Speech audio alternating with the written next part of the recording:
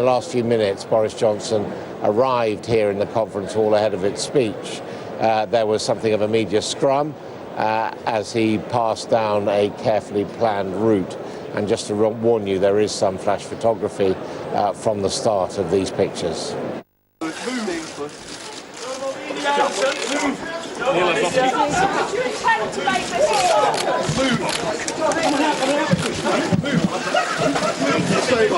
Okay, I'm losing the mic.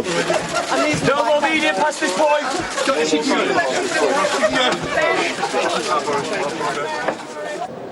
A few minutes before that, our deputy political editor, Beth Rigby, caught up with Mr. Johnson and asked if he intended to upstage the Prime Minister. Do you think you're going to get a good reception? Come along. I am coming along. Do you think you'll get a good reception today? Beth, I hope you'll come along and I'm see going for yourself. to come along. Do you think you're going to get a good reception? Well, we'll have to see, but I hope you'll be there. Do you think it's a bit naughty, Boris Johnson? Is it a bit naughty to come and upstage the Prime Minister today, Mr. Johnson? Fringe event. Here we go. Here we go. Are we going to be chucking checkers by the end of the day, Mr. Johnson? I'll see you there. I'll see you there. Mr. Johnson. Confidence in its democratic institutions, and that we should be so demoralised and so exhausted as to submit our institutions forever, indefinitely, to foreign rule. And if I have a function here today, it is to try, with all humility, to put some lead into the collective pencil, to stop what seems to me to be a ridiculous seeping away of our self-belief, and to invite you to feel a realistic and justified confidence in what we can do. Not in a spirit of jingo or glib partisanship, because I know that this is a time of trial. And it is precisely because our position is so serious and the decisions before us are so vital that it is more necessary than ever that we feel that quiet and legitimate confidence in our country, that we believe in basic conservative ideas and values, that we believe in our democracy. And quite frankly, that basic belief in conservatism ought to have been a little easier after the Labour Party conference of last week. And I don't know, you can't these days, in deference to you thrusting con homers, I can't get away with too many references to the 1970s and 1980s. But surely, to goodness, we can take on this Tony Benn tribute act and wallop it for six. Not by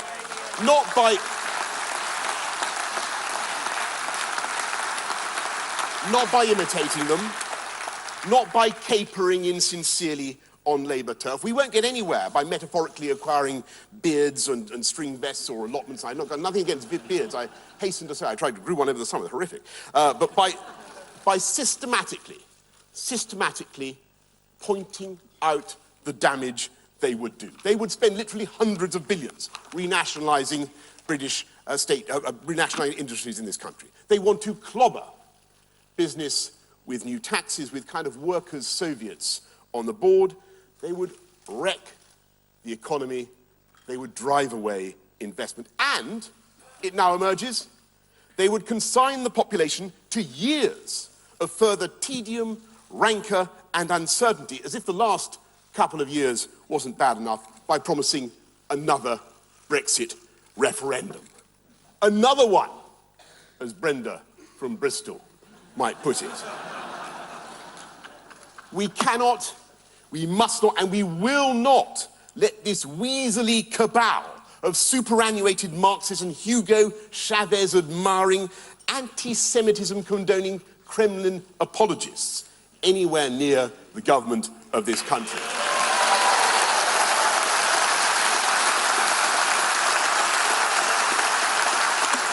And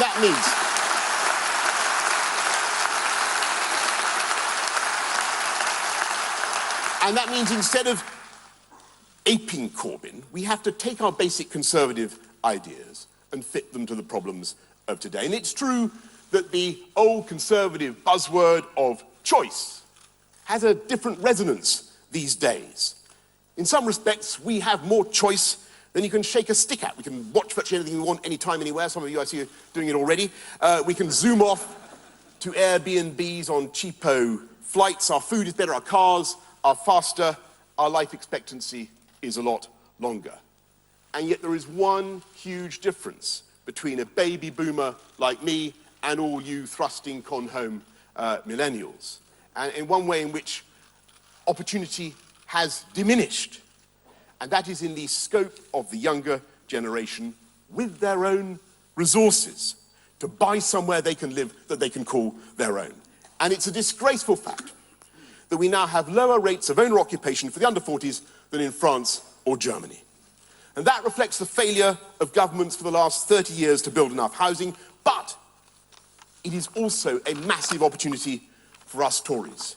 If we rise to the challenge, if we get it right, it is an open goal, because this is one of those critical issues where, in the phrase of Chris Patton, the facts of life do turn out to be conservative. And Labour's instincts actually clash in a fundamental way with the instincts of ordinary people. And worse still, Labour's political interests, which centre on the building and control of state-owned housing, are diametrically opposed to the interests of most families. And I remember when I first realised that we Tories were absolutely right about housing. I was a reporter on the Wolverhampton Express and Star, not far from here. And I went out to see a couple who complained about damp. They didn't normally do damp stories, but I was sent on that one. And it was a terrible scene. They were sitting there with the heating on full blast and a baby crying and condensation dripping down the window, and there were these great black spores all over the wall. And the chap was in his socks, in an armchair, in a state of despair. And he was worried about the baby's cough, which was getting worse. And the council wouldn't do anything. And he felt that he couldn't do anything because it wasn't his property. And I could see how he felt somehow unmanned by the situation. And I felt very sorry for them both, because they were both total prisoners of the system. And I thought what a difference it would make to that family if they'd been able to take back control, to coin a phrase, to buy that flat. And since then, I've lost count of the number of times, and I bet you have too, when I've been out campaigning and someone has told me on the doorstep that they would vote Conservative forever out of sheer gratitude to us, to Margaret Thatcher, for letting them buy their own home. And that...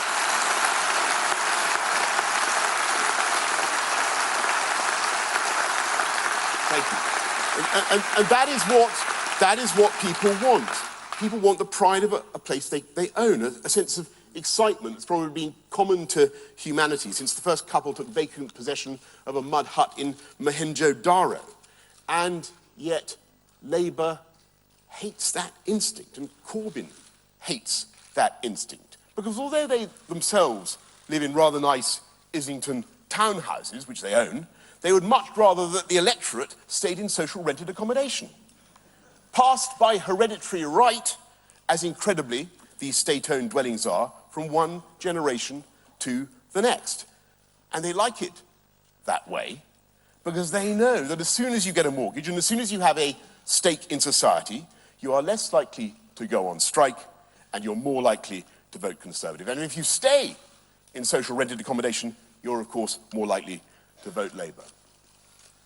But I tell you something, my fellow con-homers, the paradox is that Conservative approach not only delivers more homes for private purchase, but it delivers more affordable homes as well, more homes for all tenures. And if you look at the record, for instance, at the previous Mayor of London, something that my friend Philip Hammond might care to consult, you will see that not only did crime come down by 20% and the murder rate down by 50%, death by fire down 50%, road care size down by 50%, tube delays down by 30%, beautiful new bus, beautiful bikes, millions of trees planted, 2 new river crossings, Crossrail started, tube extended to Battersea, record investment, new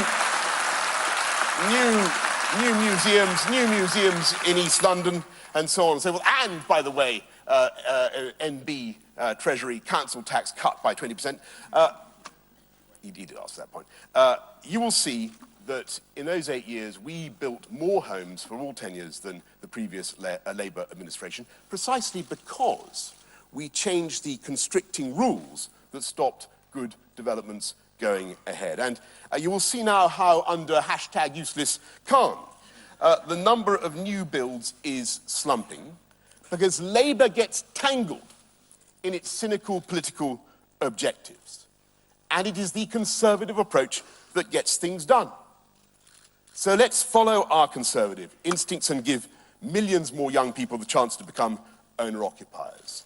And let's encourage more small private builders, as my colleague Richard Bacon has long campaigned for. Let's take on the big 8 home builders, some of whom now are frankly abusing their dominant position.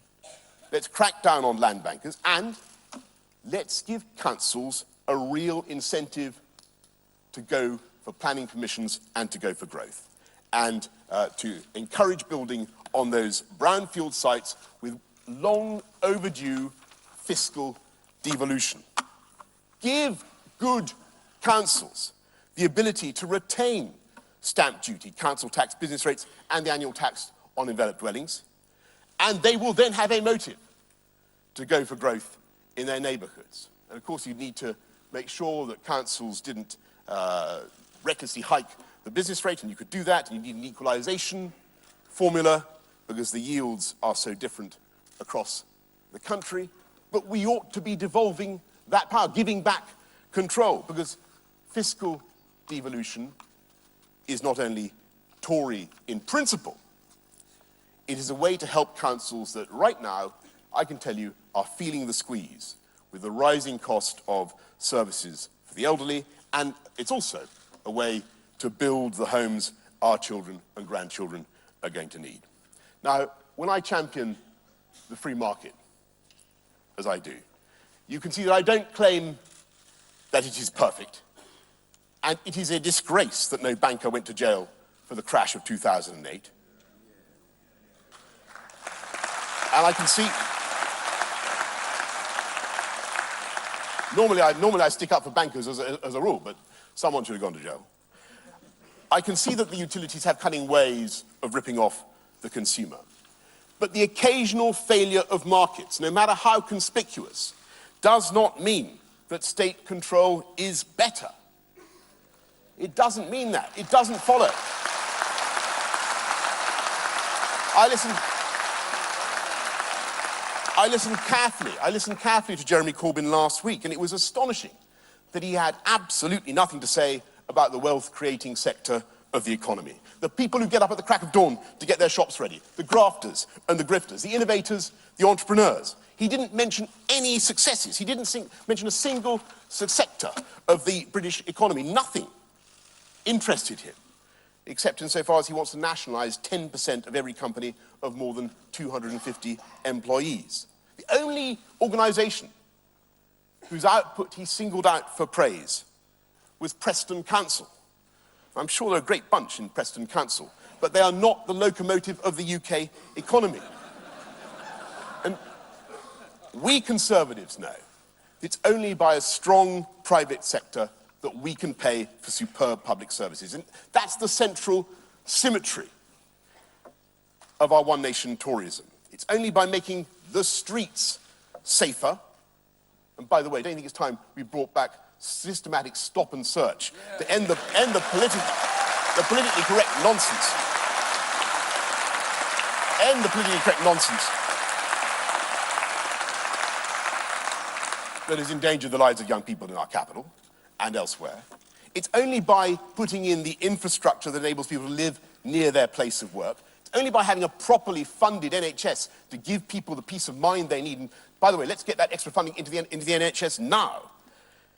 It's only by making sure that young people have the skills and the training that they need that you can create, by that public investment, you can create the platform for businesses to grow and succeed. And that is how to solve the UK's productivity puzzle. It is that virtuous circle, that symmetry, that means we must on no account follow Corbyn and start to try to treat capitalism as a kind of boo word. We cannot lose our faith in competition and choice and markets, but we should restate the truth that there is simply no other system that is so miraculously successful in satisfying human wants and needs. And we should set our taxes at the optimum rate to stimulate investment and growth, and we should not be constantly aiming to increase, but rather to cut taxes. Mindful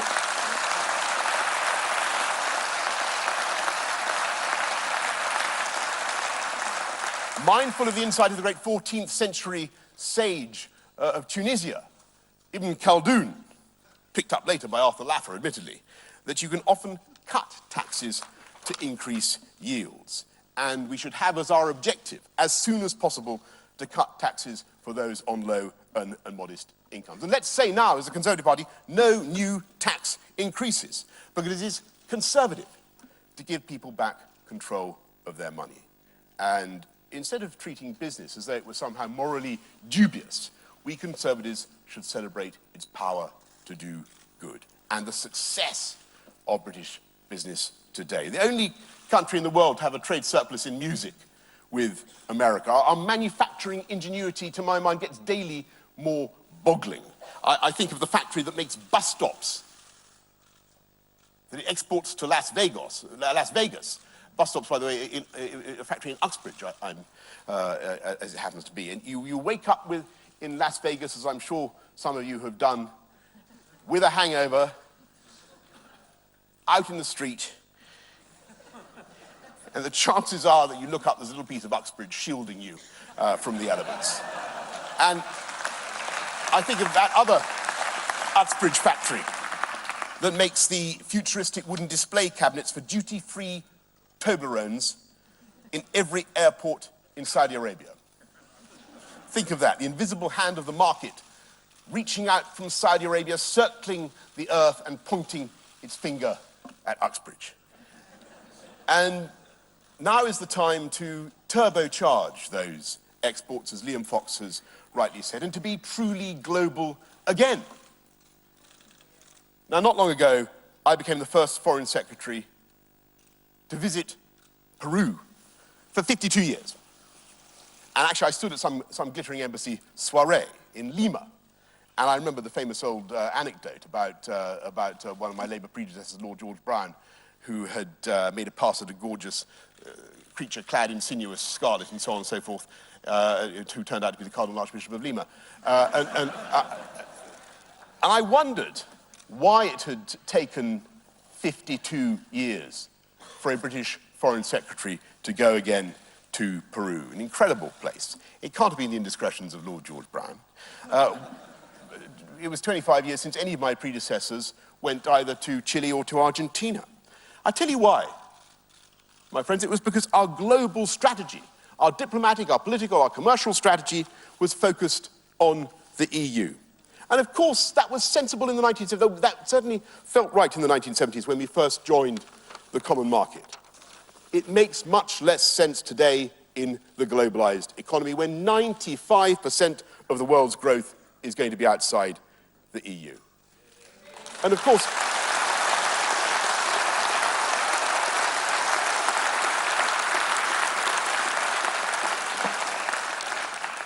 the EU is and always will be colossally important to us. But the rest of the world is proportionally gaining ground. And I was thrilled to find that even though our trade with these Latin American countries is still relatively small, way behind our competitors, the UK is already the second biggest investor in Peru. We already do the second largest quota of Argentinian Malbec. And following the success of the 2012 Olympics, which I forgot to mention earlier on, there are British consultants helping with the Pan American Games in Lima. And these are just the beginnings. Think what we could do if we had proper free trade deals. And that is why it is so sad and so desperately wrong that we are preparing to agree terms with Brussels that will make it much more difficult, if not impossible, to do such deals. And that's why it was such a mistake of us to, or is such a mistake of us, to leave on the Chequers terms, locked in the tractor beam of Brussels. We will not only be prevented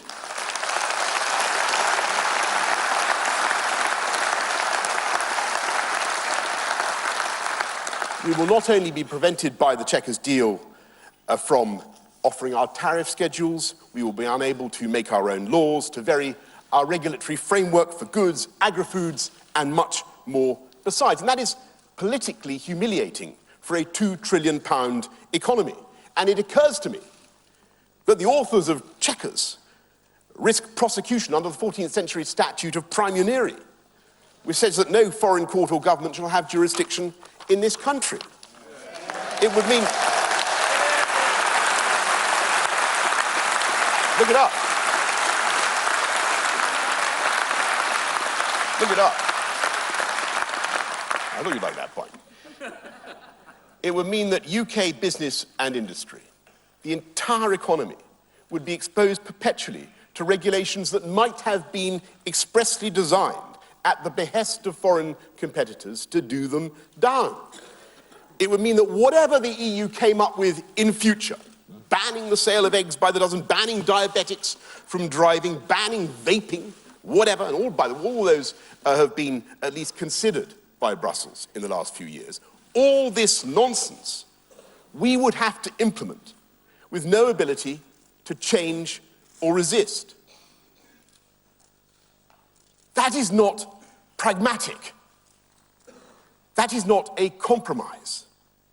It is dangerous and unstable, politically and economically. My fellow Conservatives, this is not democracy. That is not what we voted for.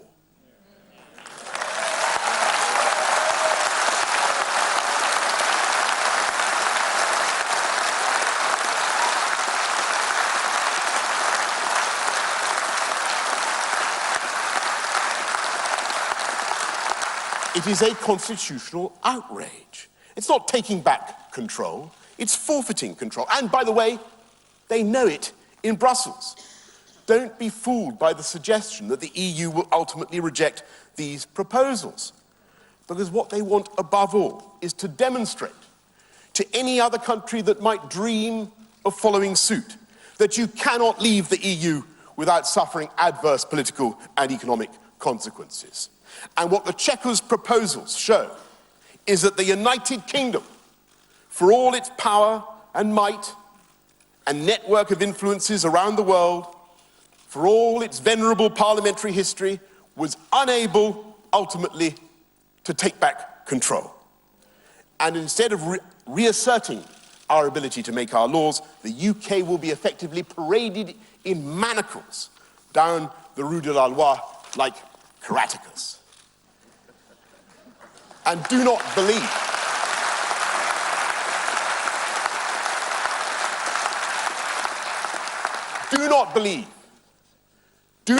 that we can somehow get it wrong now, bodge it now, and fix it later. Get out properly in a year or two. That is a total fantasy. That is a total fantasy.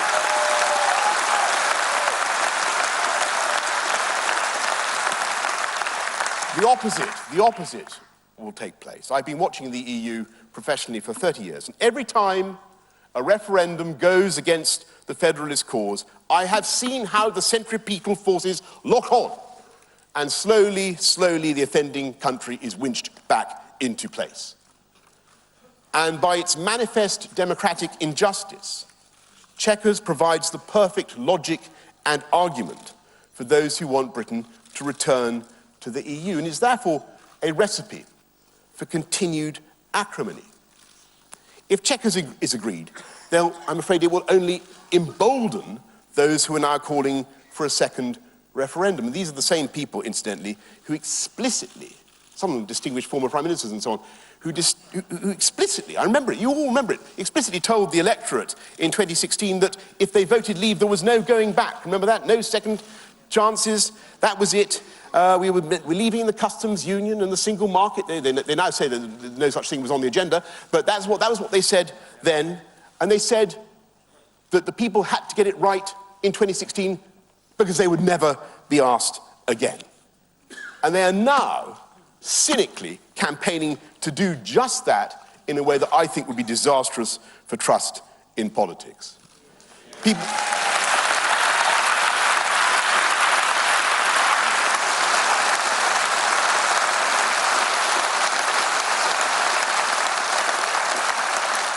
People will see that they are simply being asked to vote again until they give the side that wants to stay in the EU the answer that it wants. And as Ruth Davidson has rightly pointed out, we cannot tell the Scots that they've made a decision to reject independence for a generation in their referendum and then ask the UK population to vote again on the EU. The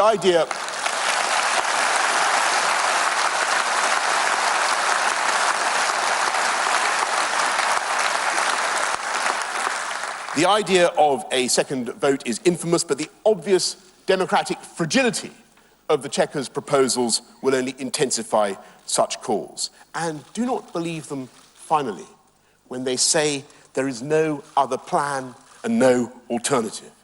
It's not my plan, it's not the IEA plan or the ERG plan. All these models, excellent though they are, and substantially the same.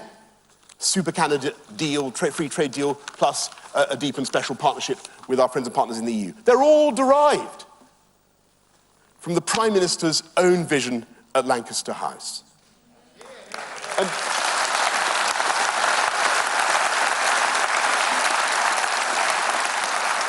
And now, therefore, is the time truly to take back control and follow that vision, make the elegant, dignified, and grateful exit the country voted for.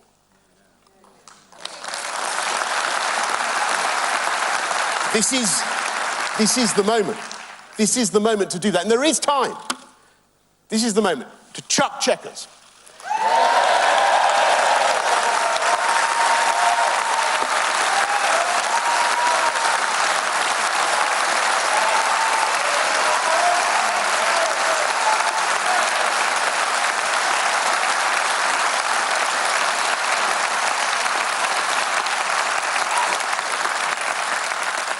To scrap the Commission's constitutionally abominable Northern Ireland backstop, to use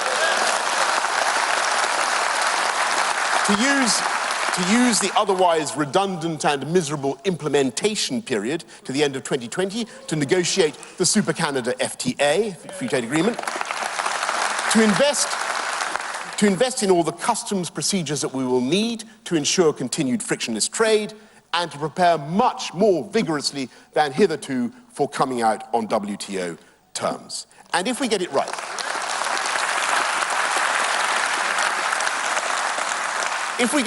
then the opportunities, frankly, are immense. It's not just that we can then do proper free trade deals, proper full-fat free trade deals. In so many areas of the 21st century economy, this country is already light years ahead. Tech, data, biosciences, financial services, you name it, we're the leaders. And we can use our regulatory freedom to entrench and to intensify those advantages. And of course, our European friends and partners can see that that might be possible. And that's exactly why they want to constrain us. And yet I would argue that it's actually in their interests too, to have the 5th largest economy in the world on their doorstep, acting as a continuing brake and caution to the over-regulatory instincts that have held the EU back and held EU growth back for so long. Instead of being relentlessly homogenized, we can actually learn from each other again in the spirit of friendly emulation that inspired the renaissance of European civilization. If we get this right, it can be win-win for both sides of the Channel. And if we get it wrong, my friends,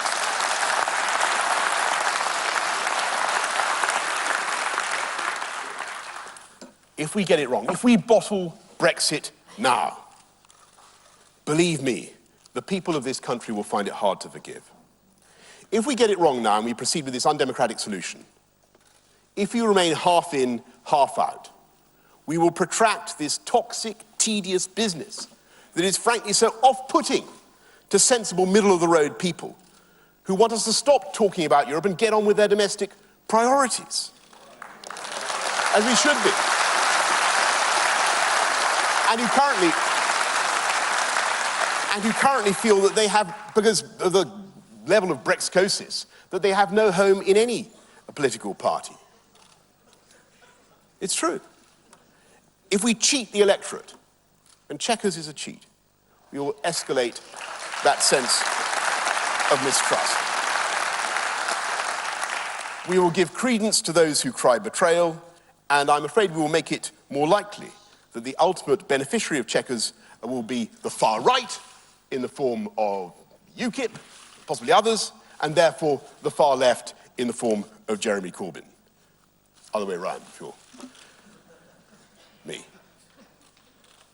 Jeremy Corbyn, by the way, a man who takes money from Iranian TV, who can barely bring himself to condemn the Russian state for the Salisbury atrocity, and who indulges anti-Semitism, and who, by opportunistically now committing himself to a second referendum, reveals himself to be the patsy of the EU as well.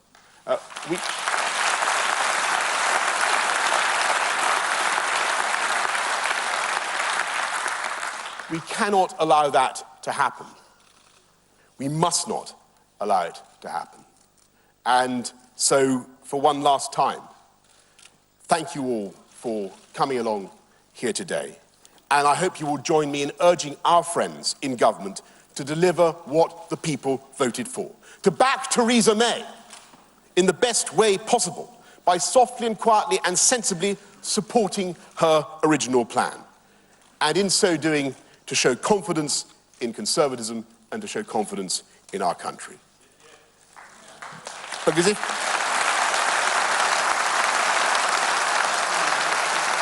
if we get it wrong,